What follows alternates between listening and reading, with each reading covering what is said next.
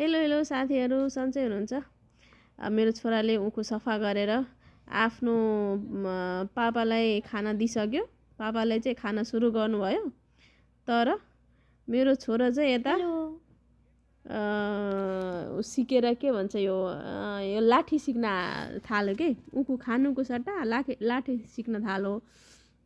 लाठी उसलाई त चलाउन आउँदैन, तर मेरो काकाले चाहिँ उसलाई ल्या सिकाइदिन्छु भनेर मेरो काका चाहिँ एकदम धुरन्धर क्या यसमा। पहिला एकदम खलिफा भन्ने शब्द तपाईँले सुन्नु भएको छ कि छैन?